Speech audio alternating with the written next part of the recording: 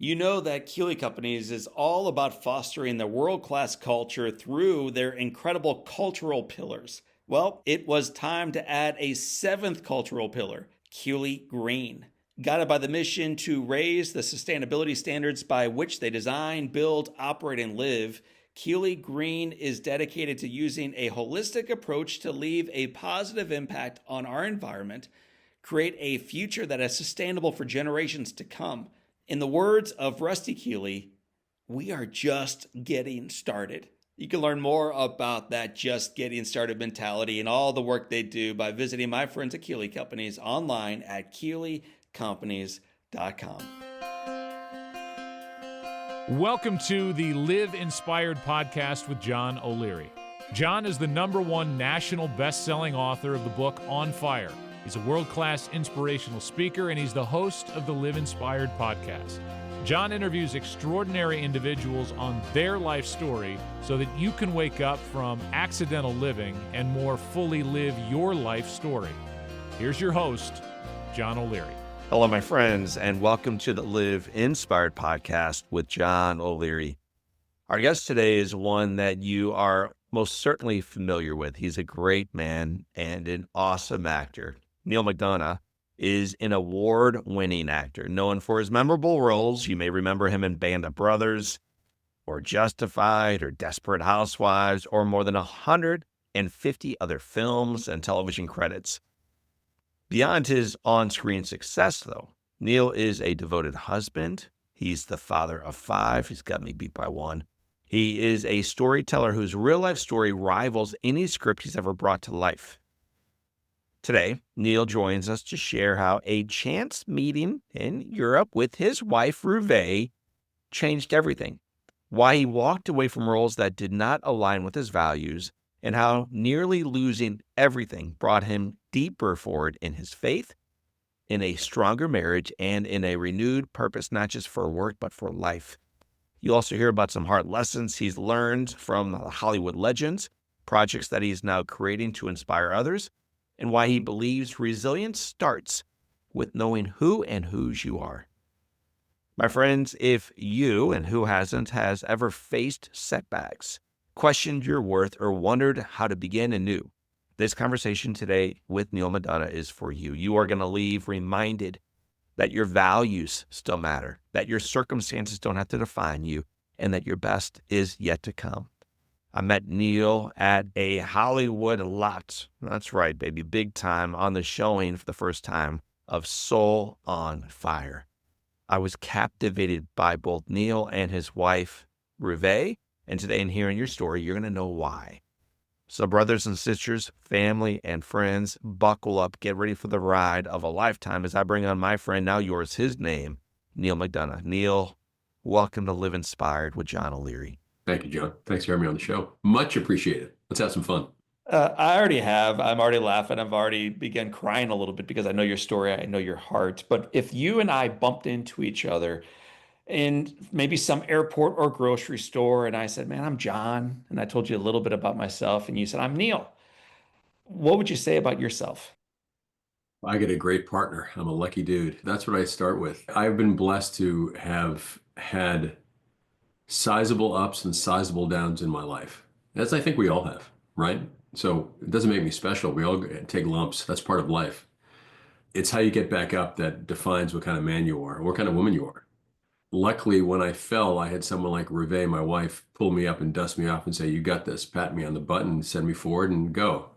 A blessing that I do have is that I am Irish and I'm not that intelligent. I'm more like a Labrador. If I have a scent in my nose, I just go to it and run through whatever it takes to find that thing that my scent has. And if you said, all right, here's a kid from Hyannis, Massachusetts, small town America.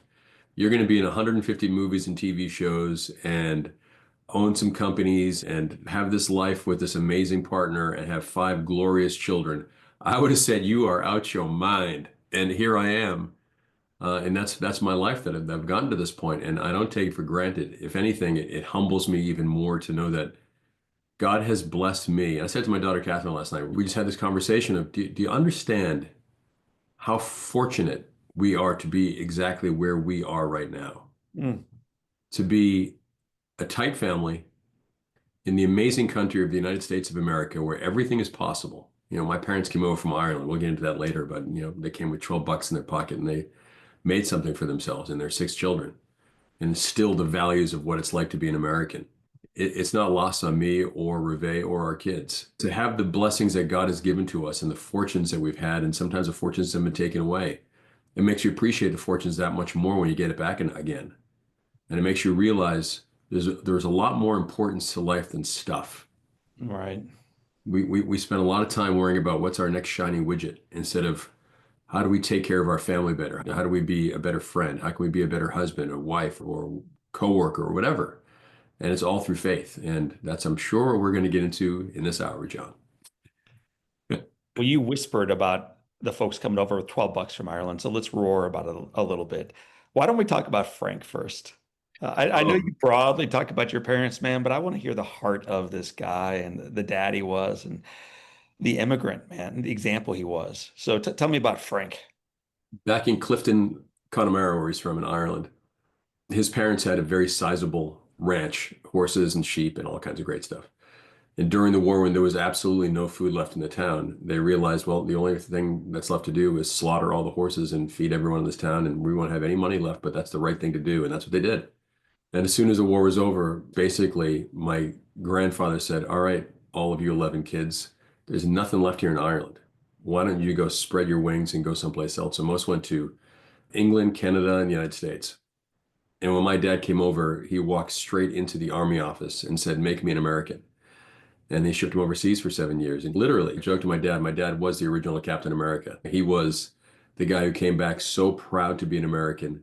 There wasn't a day growing up, we grew up in a small little motel in Cape Cod, that there wasn't a Red Sox game on the television. I didn't care if it was the middle of winter. I don't know how he did it, but there's always a Red Sox game. He was so proud of being a baseball fan and an American baseball fan and Boston Red Sox. And to this day, I'm completely brainwashed, as are our kids. They're all Red Sox fans. There's no choice involved.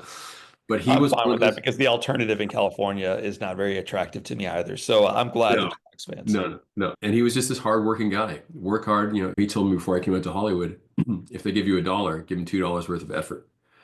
And I pride myself on that first generation work ethic that if you give me a job, I'm going to go crush it for you because I certainly don't want some other guy to have my job. When I was in college at Syracuse, when I was playing baseball, there I was a sophomore, great ball player on the team, first baseman, pitcher as well. And I had this guy on the bench on our own team who used to scream out during the games, McDonough, I want your job. And he was dead serious. And to this day, I still hear that guy screaming on my shoulder, McDonough, I want your job. And I think that drives me even more to don't look back as someone might pass you. Just keep your nose to the grindstone, do God's work, do the best you can. And that's what your job is. And that's what my job is. And I learned all that through the hard work that my mom and dad did. And my dad in particular, he worked so hard to provide for his kids and his family. Growing up in a motel, working all the jobs since I was 3 or 4 years old, all the way till I was 25 when I finally left and became an actor. I knew what work meant. I knew what the worth of $1 was. So I'm very fortunate to have had a dad like my dad. Tell me about Catherine. Where did Frank and Catherine meet? Kitty, my mom, Catherine, they met at an Irish dance, as all Irish people do in Boston. And 6 weeks later, they were engaged, and within the year, they were married. He knew right from the get-go. Another thing I have in common with my dad, when he laid eyes on his wife, same as when I laid eyes on Ruvé, we both knew immediately. It was just funny how we both had that same gift from God, that this is the woman for your life, and you're going to have an amazing life, and cherish and honor and be the best husband you can be. And I'm very similar to my dad in so many ways. And the more I talk about him, the more it makes me realize that, man, I'm lucky to have had a dad like my dad. But my mom was the engine in my train. She was the one who said, you can do anything. If you work hard, anything is possible. When I was a kid, I had dyslexia, I had a stutter, I had a lisp, I had all these things that were so going against me. My mother was like, nope. They put me in special school as a kid. I never realized it was the special education really till much later. And it was an interesting group of people. It was a bunch of really smart kids or kids who just had massive learning disabilities. I wasn't sure which one I was because my mother wouldn't tell me. I later found out that I was really a smart kid who just had to overcome a lot of stuff because of my dyslexia and reading problems. My brother John was the first one who made me think that I had a problem by reading, and it wasn't until I was a junior at Syracuse where I had a psychology test. And I took the exam and I failed it. In acting classes, I was straight A's. I was just like, this is whatever I'm really good at, acting and all these things was great. But when it came to other classes, I was always struggling. And the teacher came to me after and said, I don't understand how you could have failed. You always answer all the questions in class. You're always so bright. And I'm going to ask you the questions orally. I'm like, great. And I got 100% in the test. And then she gave me another test. And I realized then and there, oh, I am dyslexic. I had kind of ideas of it, but no one would ever tell me that I had reading problems. I thought everyone had the same problems that I did. I'm not anything special. So it wasn't until years later that, my mom, who refused to admit that I had any kind of a learning disability, was like, you're normal, you're perfect, go kick butt, go get this done. And Good that's Irish mother. Irish mother, But there's collateral damage sometimes. That's right. It was a blessing for me, I guess. And to be able to have that photographic memory and really work at as a younger age pays off so well as an actor. Like, all right, we changed the scene. I know you're a doctor. You memorized all the stuff last night for probably a couple hours, but we misdiagnosed it. Here is the new scene, and we're shooting in 3 minutes. Go. So for me, I'm like, okay, great. I'll read it a couple of times and I got it. For most people, it's not so easy. And that's one of the great gifts that God has given me, that I have that little extra muscle that a lot of people don't have. You mentioned about one of your brothers. You have five of them. I'm one of six. I think you know that, Neal. Mhm. I only had one brother, and I barely survived childhood because of that. I can't imagine being the youngest of six, five older brothers, living up in Massachusetts, and somehow surviving childhood. So tell me what it was like for you growing up the youngest of the lot. I'd say probably starting at the age of 2, I was the entertainer in the family. My dad was a very stoic Irishman. My mother, around the dinner table, is dead silent. You eat your food, you go back to play sports, or he has to go to work, whatever the case is. So there wasn't a whole lot of goofy, fun stuff. That came around 5 years later after my mom had 5 kids in 7 years. I came along as a mistake years later. Greatest mistake she ever made, she always used to tell me. But my job was to entertain everybody. And the older I got, by the time I got to about 5 or 6 years old, if I wasn't entertaining them well, they'd just beat me up. They would torture me, not maliciously, but they would beat me. So I learned how to turn on the tears really fast. I learned how to make a joke really fast. I learned how to make people laugh really fast. So I had the hardest audience that you could ever possibly imagine as an actor. So everyone says, wow, all the training you did at Syracuse and at Lambda and London, it obviously paid off because you're such a fine actor. I'm like, no. It all came from when I was like 5 years old. And if I didn't make them laugh, they would just beat me up or, try to light me on fire or toss me into the dryer at the motel or whatever the case was. But they never meant it really maliciously. It was just giggles for them. But for me, it was my chance to prove to myself that I was tough, that I was strong, and I could make a good, entertaining choice to make them happy. And I thank my brothers all the time for building that strength inside of me. And I wouldn't be here today if it weren't for my brothers and my sister too. You mentioned baseball at Syracuse. You whispered acting, but when did you recognize as a kid that most kids recognize they love baseball? Who doesn't? You got into acting relatively young. What was it about acting that drew you in? Well, it was all baseball. I got cut. I didn't get anything from first, second, third, fourth, fifth, sixth, seventh, and eighth grade plays. 2 plays a year. I got nothing more than a tree or a tooth, literally. I'm telling you, John, I was the best tree you've ever seen. I stood there for an hour. I didn't even move. I mean, I was so good. I was so dedicated to it. Method actor. That method, well, that's what I am to this day.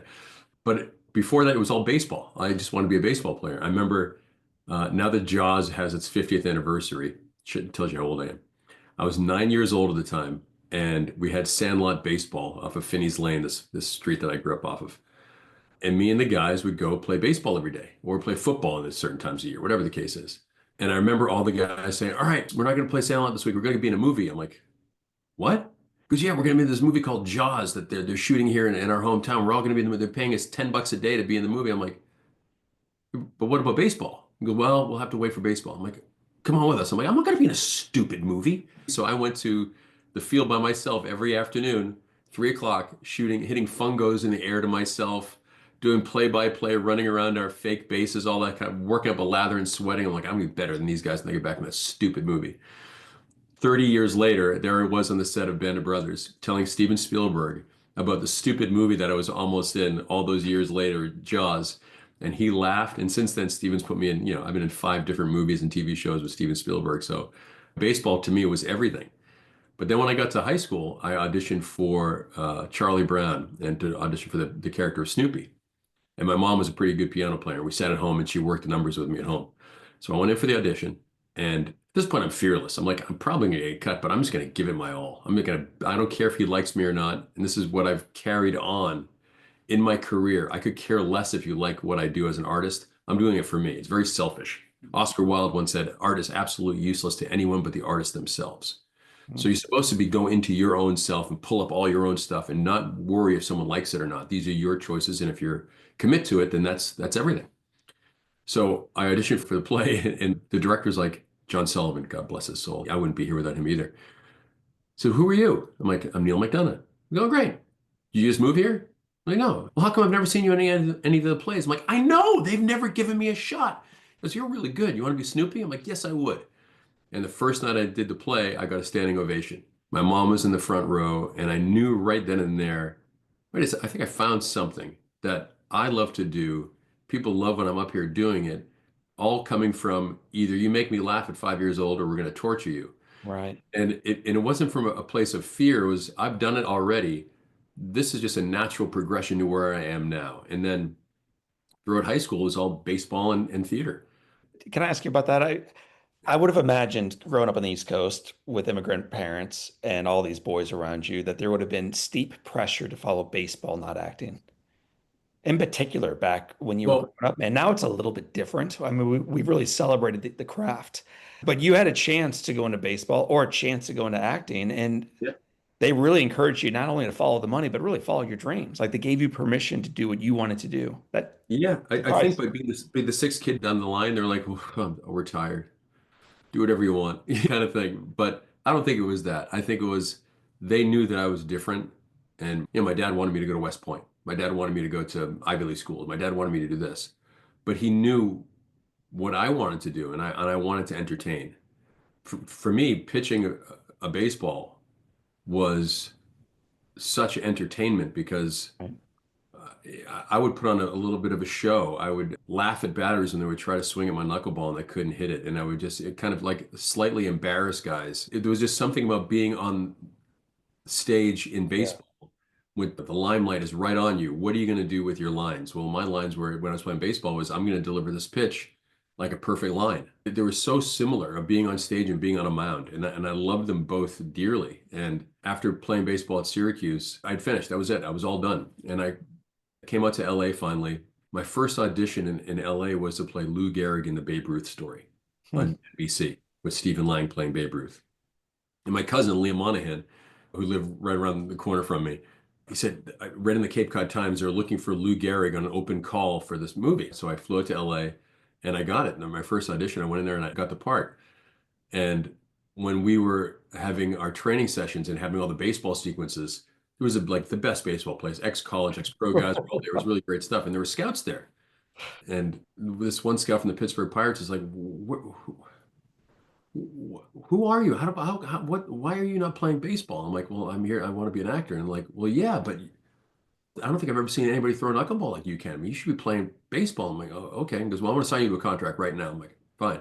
And I called my dad and I was like, Dad, I have a dilemma. I got offered a baseball contract. And he goes, wonderful. You've always wanted to be a baseball player. And I go, what are they offering you? And I said, I think it's a $1,700 signing bonus. I'll be in the minor leagues, but I'll work my way. It's not about the money, son. It's not about the money. You've always wanted to be a ball player. What's the other thing? I'm like, well, I got this offer in this movie to play Lou Gehrig in the Babe Ruth story that I got.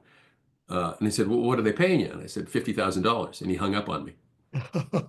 So the best career Not about the money, I ever Neal. got was by my dad hanging up, and he was right. I was as good as a baseball player as I was better as an actor, and I've never looked back. And again, having parents that allowed you to chase your dreams as long as you worked as hard as you possibly could towards those dreams, not just say, well, I want to be an orthodontist. Well, you got to work hard to be an orthodontist. You have to do certain things. You have to go to school. You have to put in your time. You have to put in the effort. You have to do this and that.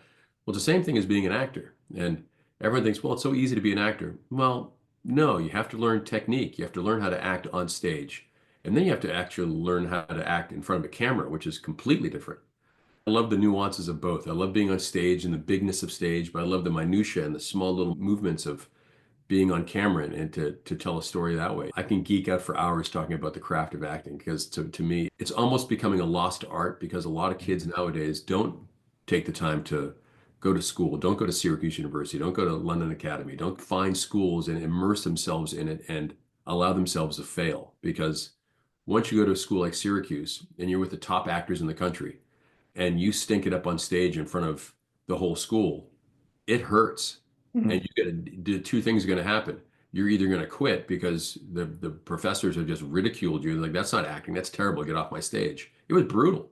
I'm not sure it's that way anymore. Arthur Storch was our instructor who was really incredible. But it was the training that I got that made me have thicker skin and made me realize if you're going to be an actor, you darn well have to believe in yourself. And God Right. gave me this talent. I can't pound a nail. I'm terrible at telling jokes, but man, I can act. And Ruvé came up with that quote years ago, and it's a truth. I'm not special at all. God gave me a special gift of being an actor, or a gift of being an actor, and I've used that to the best of my ability to make him happy and to entertain people. But it certainly doesn't make me special. The thing that would make me special is being a good husband and being a good dad. That's what makes me special, and that's what I try hard on every day. We'll come back to that in a moment. I want to focus on acting for a few more minutes, though. You mentioned stage and television video work. You love them both and you love them equally. They're so different. I almost don't think it's the same craft. It's not the same work. And I've always viewed myself as a guy who tells stories. And I guess you could say, well, that means you're on a stage performing, which I guess that's the case. Mhm. There is this buzz you feel when you know you're about to walk on stage, and then the lights hit you, and you see vaguely people behind the lights. And then you hear the audience speaks with you as you deliver lines. Like they don't even know it, but it's live, man. It's interactive. And then hopefully there's a buzz afterwards of applause and tears and handshakes and hugs. And it's so real and it's one and done. Good luck. Television and film, you go in for the swing and then they say cut and you do it again and again and again. They flip the set, they do it from the other side, then they do a wide shot. Now we need all like, dude, it's wild. It takes I forever can to get that I, one I moment. can be in front of a camera on a close-up for 10 hours straight. I don't know how you do it. Because it's there's this thing, John, it's hard to explain my love for a camera. Wow. And it's not love of, hey, take a picture, smile. That's not the same thing. When there's a movie camera in front of me, I know that that's a million people staring at me, and that's what I put in my head. It's hard to put into words the feeling that I have. Ben Hogan, the great golfer, Right. I read this one thing once, and he says, so many people waste time at the practice range. For me, I will go on the 16th hole of my home course and play the 16th, 17th, and 18th. And in my brain, I have a million people staring at me. What are you going to do with this shot? Or are you going to man up and do the right shot and have faith in yourself and confidence and a calm confidence to make the right shot, knowing there's a million people staring at you? Well, it's the same thing with me in front of a camera. There's a camera right there in front of me. And it's weird for me because I'm going to give every single ounce of me to make the best, most entertaining choices for you who are staring at me through that lens. So it's this kind of friendship that I was doing a movie years ago with Al Pacino, which is crazy enough to say you're doing a movie with Al Pacino. So I was going to say now he's name dropping, but I think our audience can infer. that's right. So it's a movie called 88 Minutes, and I play the bad guy. Of course. Shocking.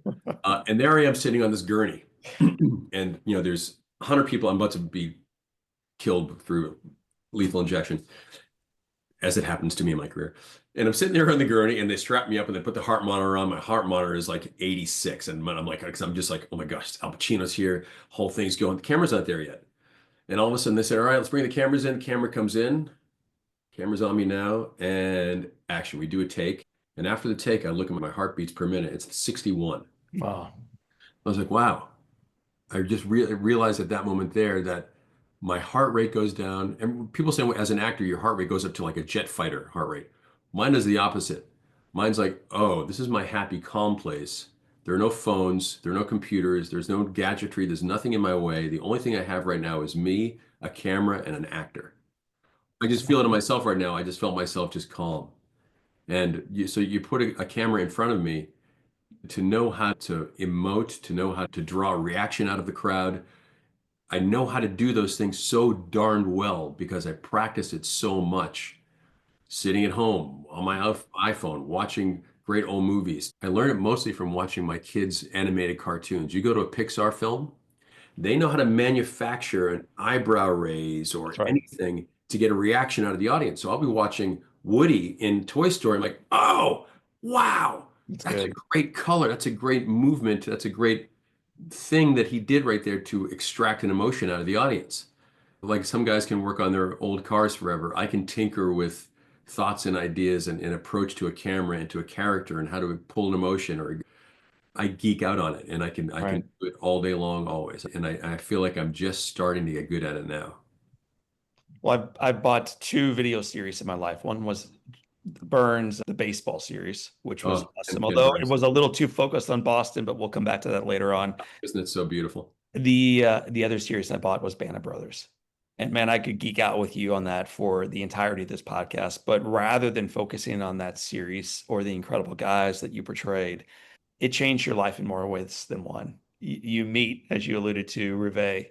You also alluded to the fact that your dad knew right when he met your mom, he was in love and this was happening.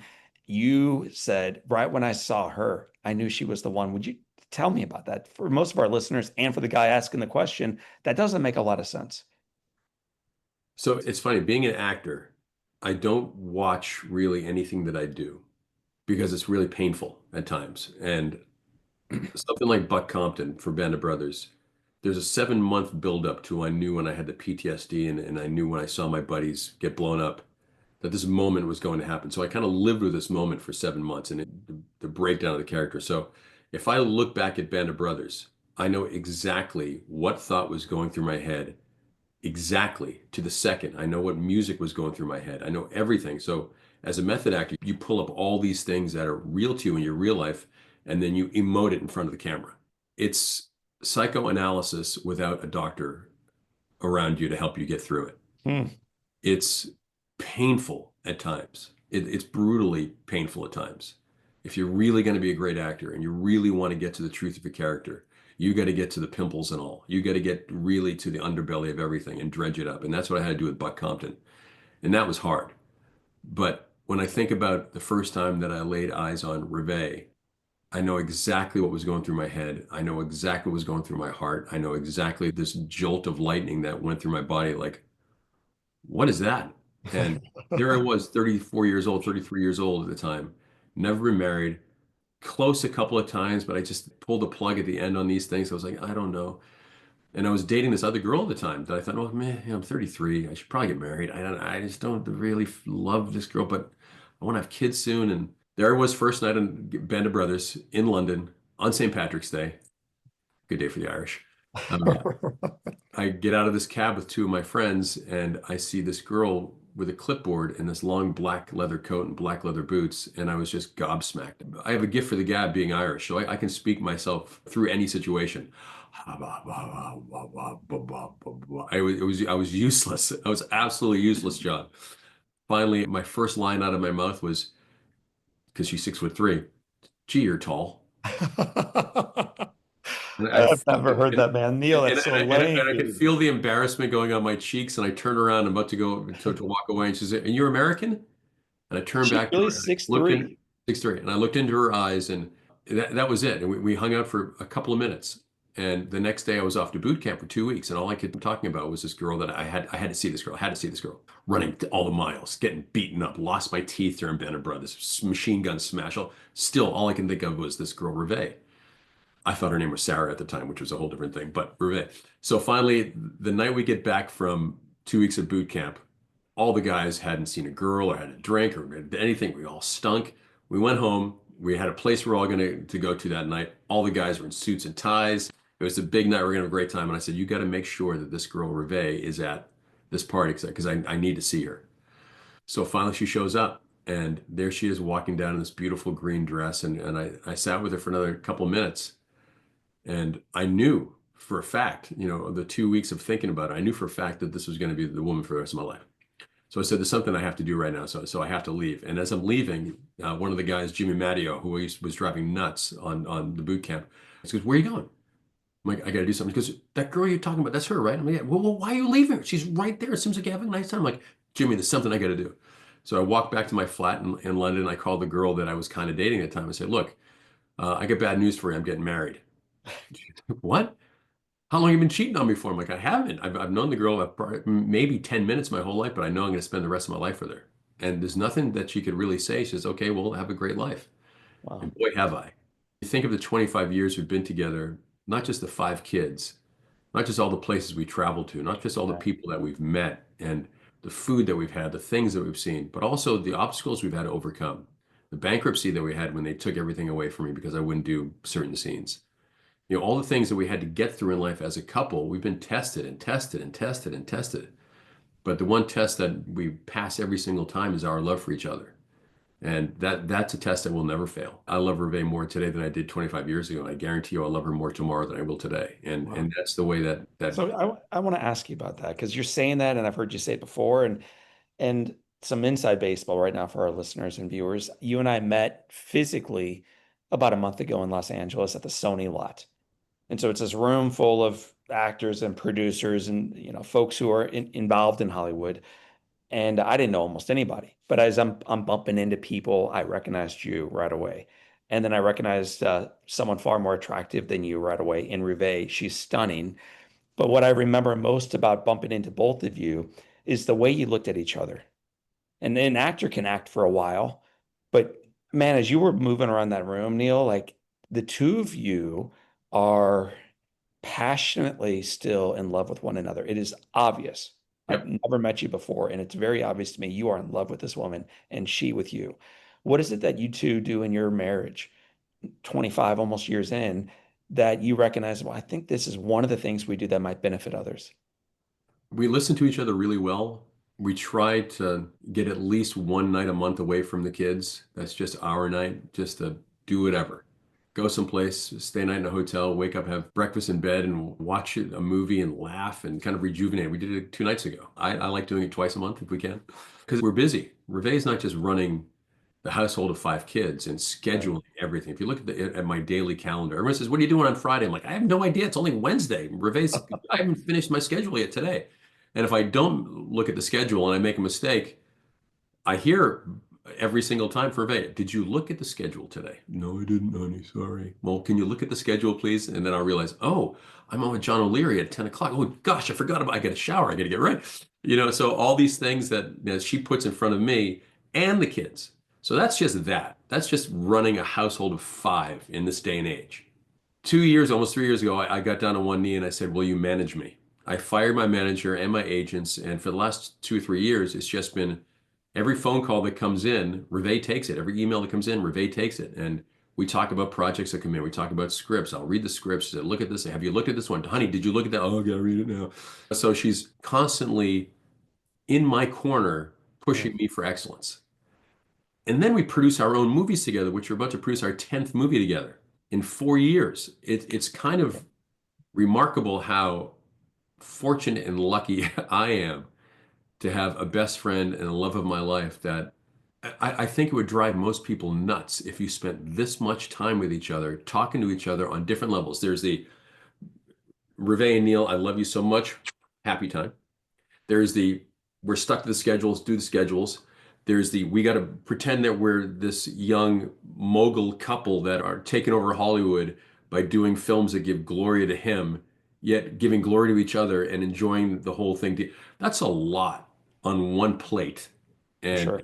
that's what God's given us. And I'm not going to complain about it for one beat because I know what we're doing is such a gift from him. And for us to have the ability to make films and television series that give him glory, not just the old saccharine sweet Christian films that used to be out there, which paved the way for all of us. So I'm not saying anything disparagingly about any of that. But now we get to make films that have actual edge or real life matters. Like The Mm. Last Radio talks about cancer, talks about death, talks about how do you overcome it? How do you overcome alcoholism? How do you overcome all these things, which were semi-autobiographical for me? So we get to make these films that have edge now and give glory to God because most people go through hard things in life. John, you went through hard things in life for sure, harder than most people could ever possibly fathom or imagine themselves going through. And yet here you are overcoming those obstacles, realizing you might be different, but you're as normal as anybody else. We all have problems. We all have to overcome certain things, some bigger than others, but still to yourself, whatever that thing is that you had to get over is monumental and massive Sure. to you. And if we get to write to that in movies, So when the audience goes to the movies and they see themselves on screen, instead of seeing a story, they actually see themselves on screen. That's our goal. And that's what awesome. we're trying to do. You mentioned one of your problems. You talked about a bankruptcy. Would you share with our listeners and viewers, because many of them may not know the backstory of what led to it? Oof. That's a tough one. There was a time about 10, 11 years ago when I refused to do a kissing scene. Everyone knows I won't do kissing scenes. And this one producer was adamant that I had to do it. We need it for ratings. I'm like, ratings? This is a pilot. What do you mean for ratings? No one's even seen the show yet. And they're like, well, we need you to do it. I'm like, well, I'm not going to do it. You know I'm not going to do it.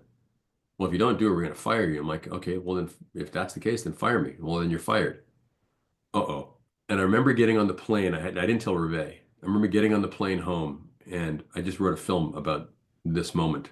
It's the next film we're doing. It's called Wicked and the Righteous. It's Cain and Abel in the West. Okay. And as I was flying back from Albuquerque, I looked down in the massive desert. It was just massive from 30,000 feet up. And I thought to myself, I should probably bury myself in that sand, because when I land in Hollywood, I know I'm going to get sued. I know my career is going to take a hit. I didn't realize we were going to take the hit that it took. As soon as I landed, still didn't say anything to Ruvé. And we went hiking with two of our kids at the time. And the phone rang. It was my lawyer, Stuart Rosenthal. And he says, all right, so you're fired, as you know, and they're going to sue the pants off you. And Ruvé sees his look on my face. And she's like, honey, what's wrong? I'm like, well, I just got fired. What do you mean you got fired? Yeah, I got fired for the show because I want to do this thing. And we're both like, what do we do now? I don't know what we're going to do. And it was 2 years until I got another job. And during that 2 years, the coolness was gone. The hipness of Neal McDonough and Ruvé McDonough as that young power couple. Because we weren't the young power couple at the beginning. It was really just me as a gun for hire. The houses were taken away. The cars were taken away. We had to live in a friend's house. Luke Perry, who's a dear pal of ours, had stayed in my house for a while. And we stayed there for about a year or so, just kind of licking our wounds. And I remember one day I said to God, why have you forgotten all about me? And that's when it hit me like a ton of bricks that I was making all this torture, all the booze I was drinking, all the holding up by myself. Didn't want to be around anybody. I was just this miserable person because I was making it all about me and my torture that I was putting myself through because of it. And then less than a minute later, I got a call from Graham Yost and John Avnet. Hey, we're here. You're having a hard time. You want to be the villain in the first episode of Justified this year? Yes, I do. Great. We'll see you next week. And that was the first job back. And the first day on set, the very first take of the first scene, I was so amped up, John. It's like, this is my shot back at the title. I wasn't going to go lightly. I came out swinging. And Graham Yost walked up to me after the first take and goes, that was pretty incredible. I have a feeling your game plan was you want to be the villain for the whole year. I'm like, yeah, Graham, I do. And he goes, all right, you are. And I was, That's awesome. And then John Avnet, my director, who directed me also in 88 Minutes and in Last Rodeo, was the director. And we just, from then on in, I didn't take anything acting-wise for granted. I lost everything. And as painful as that was, I was never going to put my wife and kids through that again. And simultaneously, Ruvé said, it's time for you to go back to church. And I went back to church daily. And I still try to stop by a church or a mosque or a temple or a place of religious worship. I said the other day, Fenway Park to me is still a place of religious worship. They're more, please God, let him hit this one. There are more prayers at Fenway Park than most churches, I think. So it got me closer to him. And ever since then, everything that I do is from my Heavenly Father's approval. My earthly father is gone, my earthly mom are gone. And I know they're watching me. And I know it's for their approval too, but it's really for our Heavenly Father that Ruvé and I, we're both on the same page with that. If we're doing great, if we're working really hard for him, we'll be taken care of. And if we stay that course, anything that's going to come at us in the future won't hurt so much because we know for a fact that God has our back and everything is possible through him. And it all harkens back to my mom that everything is possible. That's why she used to drag me to church all the time and make me think about, okay, what's the importance of life? Is it you or is it being a servant to him? Or do you want to be someone who just gets served? It's your choice. Serve or be served. Well, I'd rather serve. When I was living in a time before that happened with that show, I was probably living a little bit, serve me, give me the good stuff, give me the nice restaurant, give me the nice car, and I was probably, looking at the shiny things instead of looking at what was right in front of me, which was my beautiful wife and our children. And it was a hard lesson to learn, but I'm certainly glad that I had to go through it because it made me realize how blessed and fortunate Neal McDonough really is. Whew. Well, man, that's a beautiful, painful story of redemption. And there's something in that story I think every one of us can learn something about in our stories. I think we all are desperately in need of redemption. Tell me what you've learned about becoming a better version of yourself from Ruvé. I'm going to ask you that same question from various people that you bumped into in your life. Probably no one more important than Ruvé, though. So, what have you learned about becoming the best version of yourself from Ruvé? Don't sweat it. Don't worry so much. You worry about, is this thing going to happen? When will this thing happen? Well, it already has. When will I become that guy? Well, it already has. When will I become Snoopy? Well, you already are. It's having faith in yourself, knowing that God has you in the palm of his hand. And if you love and fear him, you don't want all the stuff and all the temptations. My kids laugh at me and he goes, are you ever going to shop for new clothes? I'm like, why? I'm happy in the clothes that I've been wearing for the last couple of years. I've become a very simple person in my acting choices. They're very simple. In my choice as a dad, they're pretty simple. And when I coach my kids in sports, I try to keep it as simple as possible instead of trying to say, okay, here's a technical way to do this. If you do this, and this will be the outcome. Well, kids are like, what? Just get up there and hit the ball. Right. You find your own swing and hit it as hard as you can every time. That's it. And if you strike out, at least you struck out swinging hard. If you strike out watching a ball go by you, then you failed. I do hate the backwards K, man. Yeah, backwards K is the worst thing you could possibly have. I mean, in sports, that you get rung up by an umpire. Yeah. Seriously. It's just, gosh, I'm a bum. I let my team down. I let everyone down. This is awful. If I go out swinging and giving a big hack, at least everyone's like, you tried. And I'm really, really good at taking big hacks at balls and trying to go yard every time. That's just who I am. And when I don't make it, if I don't hit it, that's okay. But the other thing is competition. If I'm playing you, John, in a game of pool, and I know I'm a good pool player, and I see you're equal, or if not better than I am, if I try to compete with you and beat you at your game, it makes me nervous. It makes me get the yips a little bit. I'm not gonna, I just an eighth of an inch of that cut I missed. Oh, why did I miss it? I'll tell you why I missed it, because I didn't believe in Neal McDonough. I didn't believe that I have a great game. I'm going to give you my best game, and I want you to give me your best game, because at the end, we'll both applaud each other for giving each other the best game, and whoever wins doesn't really matter. We put so much emphasis on the win instead of emphasis on the moment and enjoying the competition, and enjoying the moment. When I act across guys like, I've worked with Hopkins, Pacino, to Bruce Willis, to you, I mean, to so many people. If I had fear on Tulsa King opposite Sylvester Stallone, they would never have put me back for the third season, in the fourth season. If you have fear in anything you do, nothing really good comes out of it, except for you'll get a horrible feeling in your stomach. You can't have fear. Fear is cancer. And if you don't have fear, great things happen. And then you don't put so much pressure on yourself either. And I learned that from Ruvé. Ruvé is like, when we were doing Band of Brothers, the best acting tip I ever got was, after dating for about 2 months, she's like, look, I understand you're a method actor and I understand you love your craft, but you're 24/7. It's kind of driving everyone around you nuts. So you got to stop it. You got to learn how to turn it on and off. Like, I'm a classically trained artist. How dare you tell me this? And after 2 or 3 days all by myself, I was like, oh my gosh, she's right. So now I'm one of the few guys who can be a devout, true method actor, but flip that switch on and off. And I can flip it on right as soon as I roll, camera's rolling, I'm back into this. It's almost schizophrenic that I can just, everything else doesn't exist and I have a job to do. I'm going to impress that camera, and me and the camera are going to have a good time right here. Let's have some fun, camera. And we do our stuff. And at the end of it, cut. One of my favorite directors that I work with, he's my writing partner, Derek Presley, does his impersonation of me. It goes something like this. Hey, honey, yeah, how did Morgan do? Did he make the putt? What? Okay, rolling camera, rolling. Hold on 1 second. And action. Cut. Did he make the putt? He made the putt. That's awesome.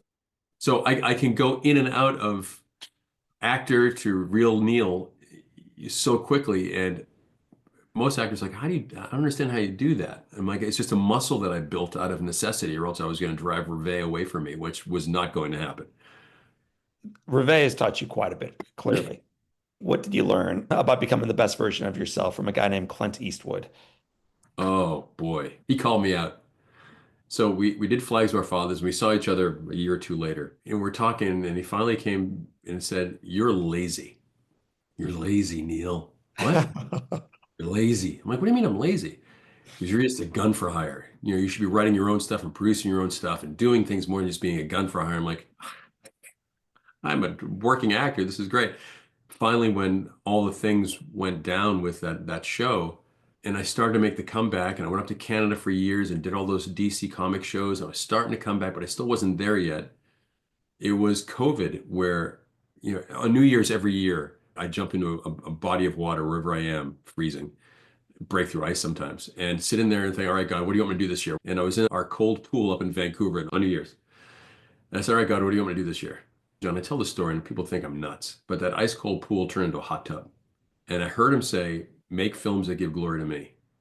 And from that day on, I said, all right, we're going to do it. The next day or two, I got a call to be in this film.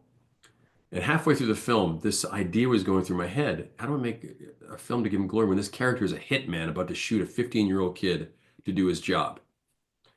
And he has a turn, but it wasn't in the script. And around my neck, I always have my rosaries. And there I am sitting at the river on the scene, my rosaries around my neck. And I said, oh, this is the moment. And I pull up my rosaries and I stare at my rosaries in this movie called Redstone. And that was a moment that really changed my trajectory for everything moving forward. It was that simple moment of me looking, and I put him back in. The audience then says, oh, and I turn around, I start taking out all the bad guys, and I protect this kid for the rest of the movie. And it wasn't in the script, but it was at that moment. And from then on in, my writing partner, Derek, and I will write movies. This next one, I'm an ex-mobster whose daughter is kidnapped, and I have to go hunt down the serial killer. And the whole time I've got my rosaries, and I'm this, and I go to church. I'm this religious guy having to overcome all these obstacles. Or the last rodeo, I've lost my faith completely. I've lost everything. I don't have friends anymore. I have nothing. Just leave me alone. And overcoming it through finally finding my faith. All these things were because I had to find my faith again. So to write to these characters, Cain and Abel in the West, my character lost his faith and finally finds his faith and has to overcome things. And his brother comes back into town and all hell breaks loose. Right. And what am I going to do now to protect my family? Those are the motifs that we play with, all because Clint Eastwood called me out years ago, and I finally had that moment on Redstone. That was a $350,000 movie. Sold it, did another one for 1.5 that Ruvé raised the money for, called Boone, which is the sequel to it. Then we did Black Spartans for $3 million, another one for $4 million, and now we're up to $8, $9, $10 million on our films. How did that happen? It all happened, a lot of it because Clint Eastwood called me out. A lot of it happened because I found my faith again, because my wife kicked me in the butt to find that faith again. I have a partner with Ruvé that we really are a dynamic duo that, we're Batman and Robin, and we're doing things for the greater good for him. There are always obstacles, but we just don't pay attention to them. What did you learn about becoming the best version of yourself from Lieutenant Buck Compton? Oh boy. Buck was another dad to me, in Band of Brothers. And I'd wake him up at 3 o'clock in the morning. Buck, where did you like to have your Thompson? On your left side or your right side? It's 3 o'clock in the morning. I'm like, what? And then he'd grab a cup of coffee and talk to me for an hour. I can't tell you how many hours I spent on the phone with Buck. And then after the show, traveling around with the guys to different events, and to have those guys who didn't complain about a single thing. I remember we did a People magazine article at Buck's house up in Washington State. He moved to Washington State after he was the DA here in Los Angeles. He was a chief prosecuting attorney on the Manson case, on Sirhan, who killed Bobby Kennedy. Like all these, this amazing human being. Started his conservative talk show up in Washington State. And we had the People magazine spread, and Ruvé and I are there, and they start talking about his Purple Heart and his Silver Star and all his medals and stuff like that. And his daughters are sitting there. They say, well, what have you done with the medals? And I'm like, yeah, Dad, what have you done with the medals? We've never seen them. He goes upstairs into his attic and he pulls out this chest that he hasn't opened in ever. And there were those dusty medals and dusty pictures of Joe Toy and all his buddies from way back when in the war. And it was one of the most incredible gifts to see a really stoic, all-American, tough guy like Buck Compton break down in front of his girls for the first time. And what a gift. that was to me. And, I remember I presided over his funeral. And for years, he would say, come on, just come out of the political closet and just tell people you're a conservative. Just it's okay. You can say it. You can say, I'm like, Buck, I can't say that in Hollywood. If I say I'm a Republican in Hollywood, they'll crush me. He goes, well, it worked for Ronald Reagan. Why don't you run for president? I'm like, oh, wait, slow it down. Wait a second. So at his funeral, in front of 1,000 people, whatever it was, there was his casket. There's me speaking. I said, all right, everyone, this is going to sound like an AA meeting, but I owe this to Buck. Hello, everyone. My name is Neal McDonough, and I'm a Republican. And the place just erupted. It was just awesome. And I could feel Buck's coffin just moving because he was laughing inside his coffin. And he taught me so much about doing the right thing and being a man. And there's so much I owe to Buck about striving to do the right thing for the United States of America. And that's what he did. That's why I think there's a lot of that when I write.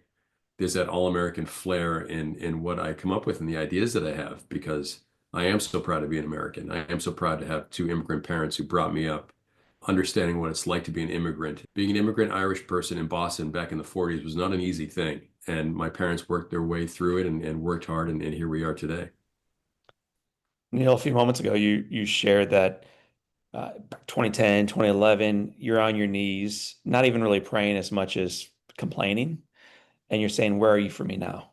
You're hungover, you're broke, you're carless and homeless and jobless, and it's all slipping through your fingers. Everything that mattered, you thought, where are you for me now? You eventually found out where God was for you then and where he is for you now.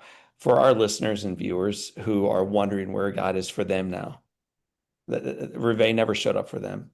The next acting gig never showed up for them. The next car never showed up for them. The next run of healthy diagnosis never showed up for them.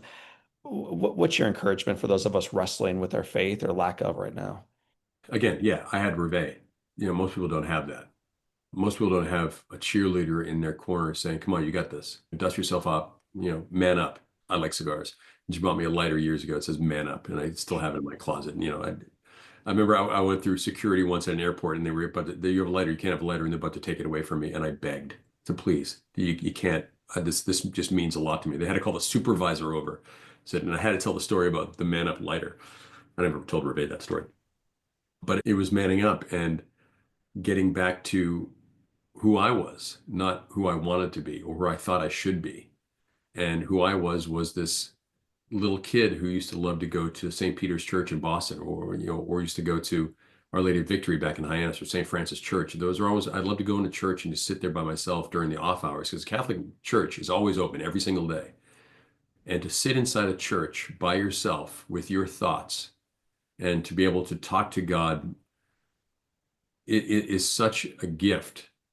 This is how much I used to go to church.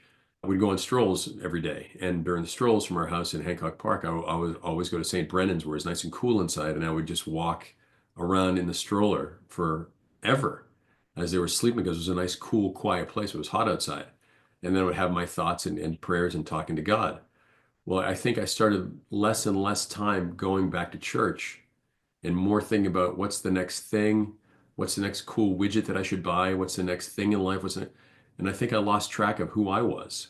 And when I did say, why have you forgotten about me? It was Ruvé who was there to make me realize you need to get back to St. Brendan's. You need to get back into the church and get your thoughts back. And if I didn't have that, I wouldn't be here on your show right now, John, because like I've always said, I can walk through life with one hand behind my back as long as the other hand is being held and pulled, or sometimes dragged, by my wife, Ruvé. And yeah, most people don't have that.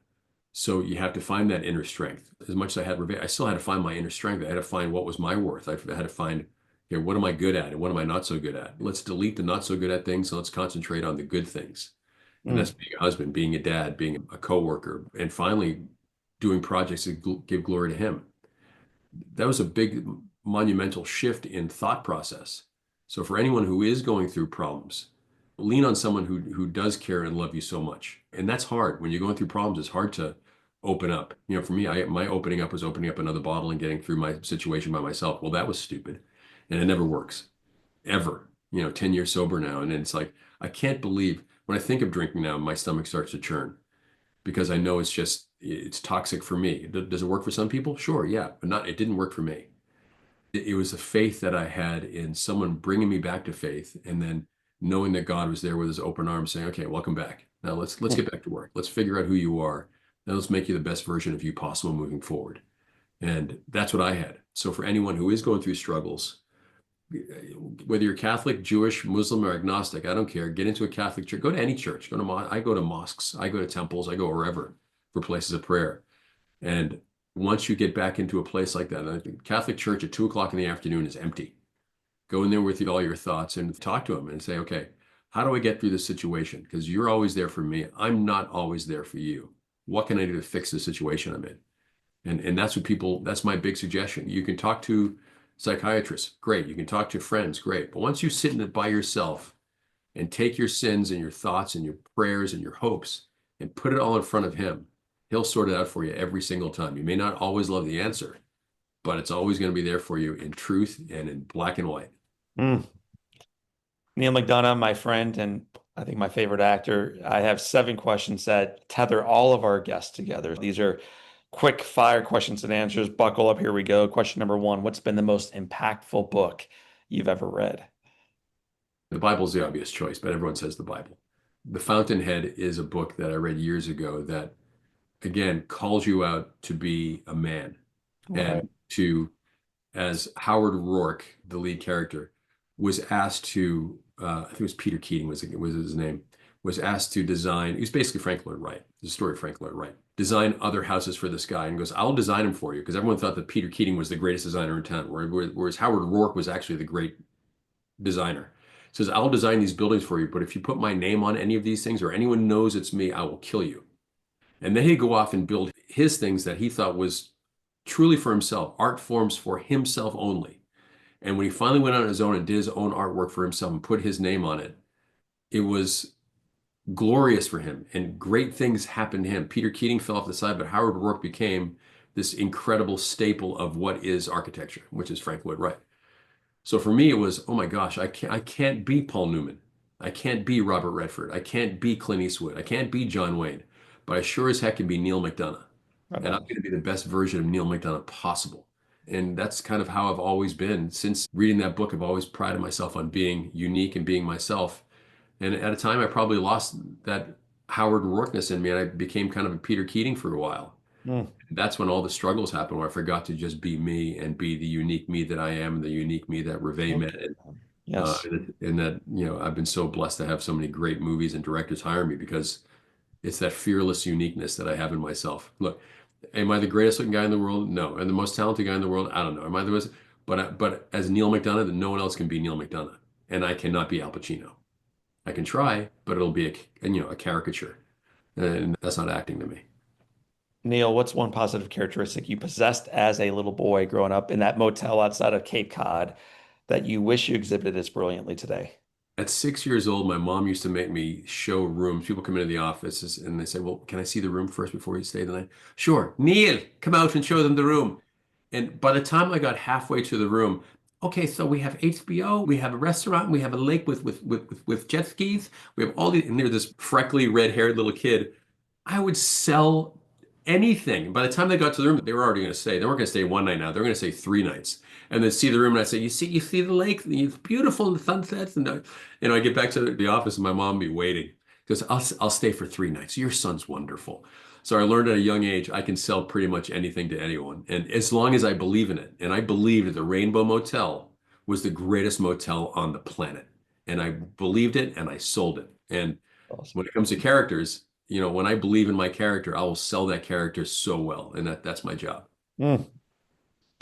Thanks, Matt, Katie. I'm going to bring you back because I could spend an hour talking about your craft. We spend very little, actually. We're talking more about family, faith, addiction, recovery, bouncing forward.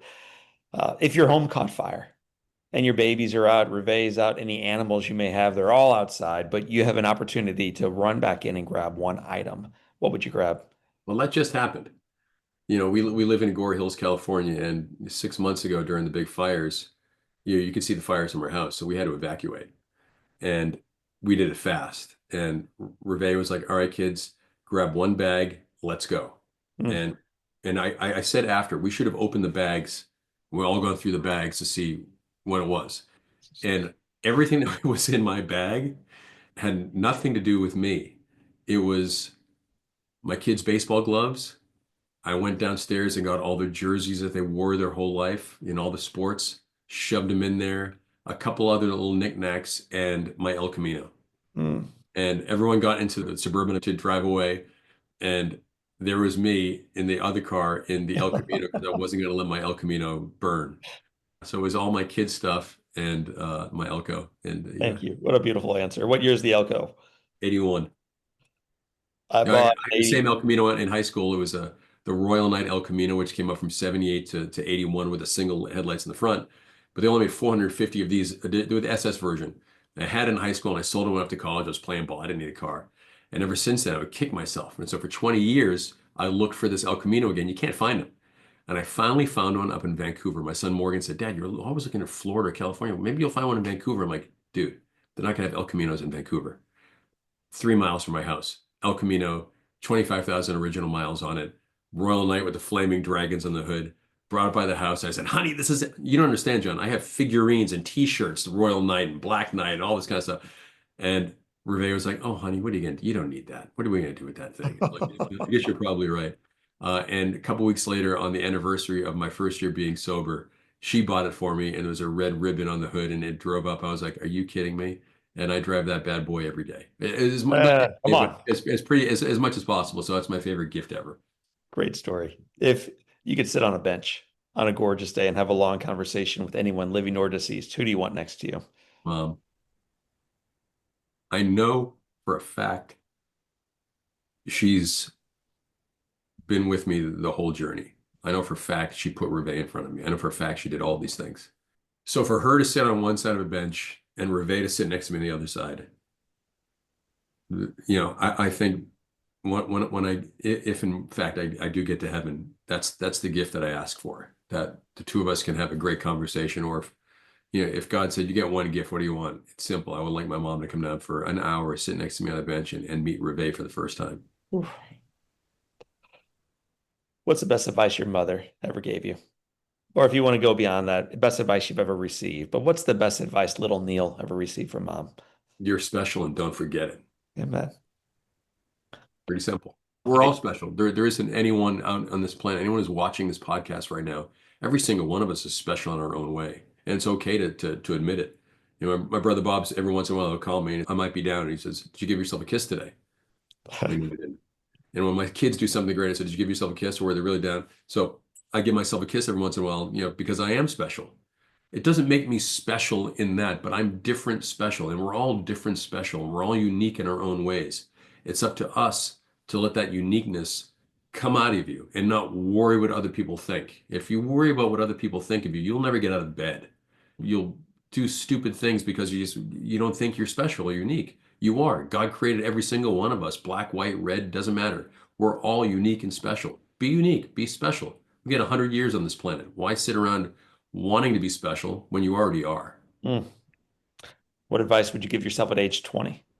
Go back up to Syracuse, Sigma Chi House, baseball glove on one hand, maybe a beer in the other. What's the advice that kid needs to hear? Be yourself, be unique and be special. Don't try to be anybody else when you get to Hollywood. And I think I did when I first got there. I used to paint my hair dark all the time because I thought, what did Star Trek? My kids laugh at me like, "Dad, you've got dark hair." I'm like, well, I thought I was supposed to be tall, dark, and handsome back then. So I was made my hair dark, and it wasn't until Band of Brothers I was like, I'm not going to be dark anymore. Buck Compton was blonde, and it's I'm going to go for it. So just be yourself. Don't worry so much about. And Ruvé is great at this. She's like, why are you worrying, stressing about that? You got one chess move now. You're thinking about 9 chess moves in advance, and that's great. But you got to make this move succinct and great and perfect and well intentioned. Make that next move a great move, and it just keeps it simple. Neal McDonough. It has been said that all great people can have their lives summed up in one sentence. How would you like yours to read? Wow. One sentence. I don't have to ask Ruvé that one. Don't worry what everyone else thinks. He didn't. And that's why he did so well. Don't worry what everyone else thinks. The dude underneath us did not while we eat our potato salad, and that's why he did so well. Neal, I want to thank you for not worrying about what everybody else thinks. I want to thank you for loving the one in front of you. I want to thank you for working through addiction, finding and rediscovering your faith, sharing your love, not only with your wife and babies, but with us, and glorifying God. Your work and your life have mattered profoundly, man. Thanks, John. My friends, that is Neal McDonough. My name is John O'Leary, and today is our day. What a gift. Live inspired.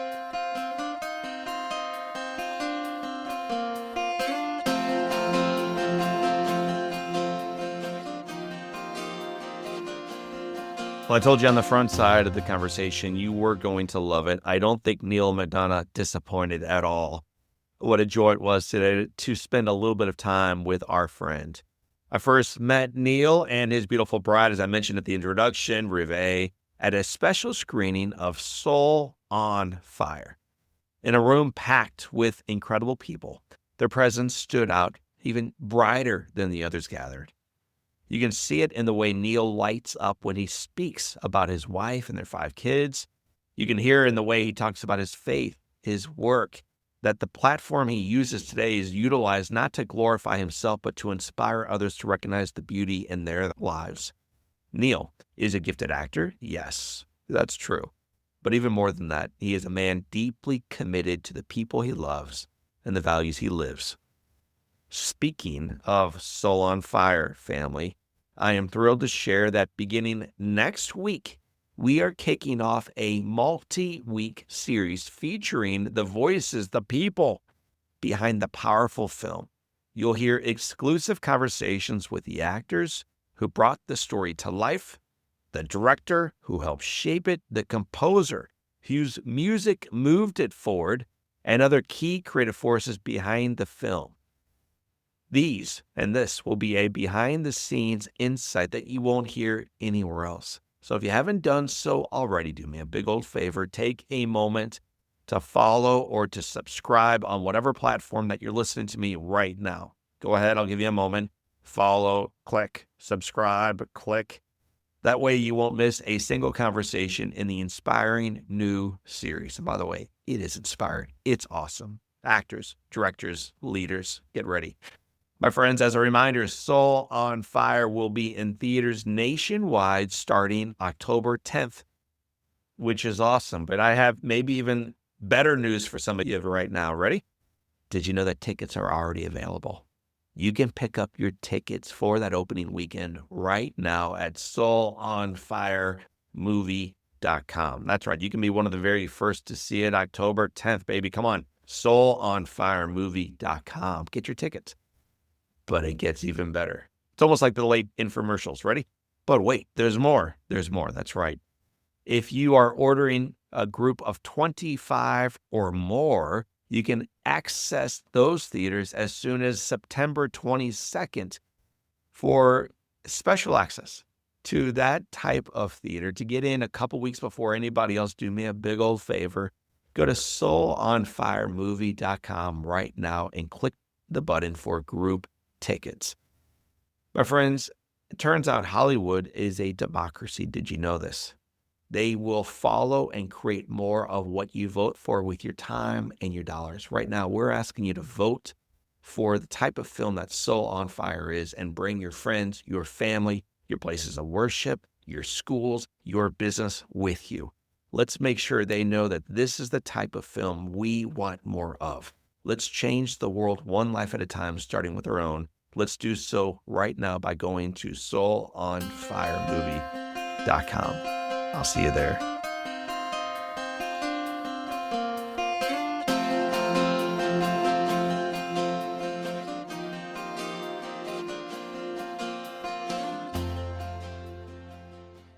Keeley Companies was started almost 50 years ago by the one and only Larry Keeley. What started as a small family-owned paving company in St. Louis has grown to a nationally known full-service construction, development, and restoration partner. Larry the Legend, as he is affectionately known, has been a part of this growth every step of the way and continues to provide guidance as his son, Rusty, my buddy, drives their vision and achieves results on purpose. His unwavering foundation of a family culture with a focus on people has gotten Keeley Companies to where they are today and their journey is truly just beginning.